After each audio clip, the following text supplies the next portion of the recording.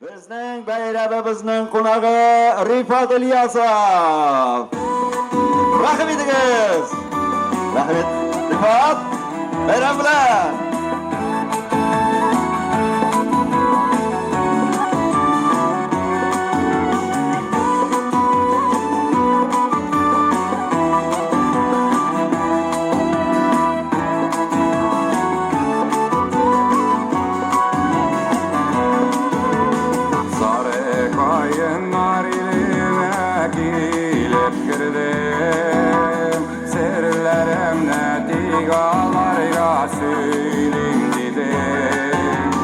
Bayınlarım beni görüp şavlaştılar.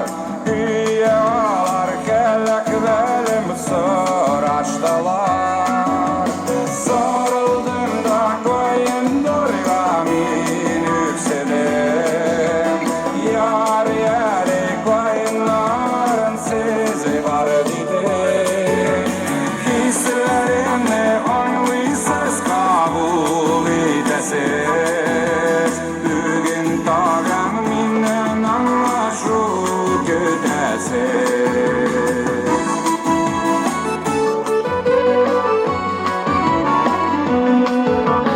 Gözlerimden saf altınga kirgen çağı. Şuşunan da yemli vakit barma tağı. Sarı düzler yan yarasın düzeltirme. Ellerinde girsin şeküveytirme.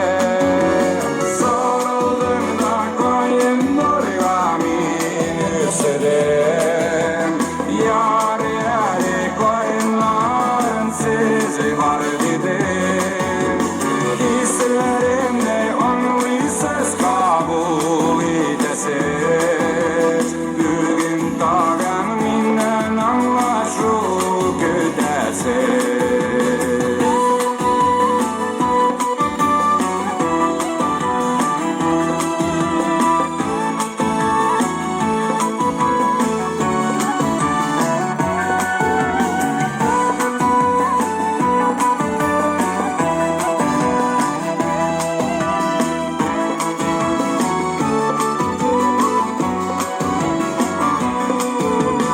Sarı kayınlar iline kilip girdim. Sırlarımda digalarga söyleyeyim dedim. Bayınlarım beni görüp şavlaştılar. Hülyalar kelek belim sıraştılar. Sarıldım da koyun durgamin yüksedim. Yar yeri koyunların sizi var dedim. Hislerimle anlıysanız kabul edesiz.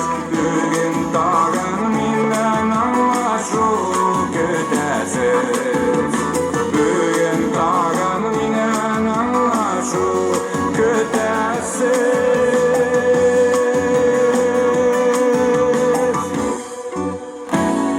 Rifat Ilyasov. Rahmat. Qadrli tuganlar, bayram bilan tabrik etamiz har qaysimizni. Ilohiy kelajakda tinchlikda, sog'likda ilohiy uzun yillar shu bayramlarni qarshi olib, uzotirga tinchlikda, sog'likda, boylikda, borlikda ilohiy nasib eyle. Bayram bilan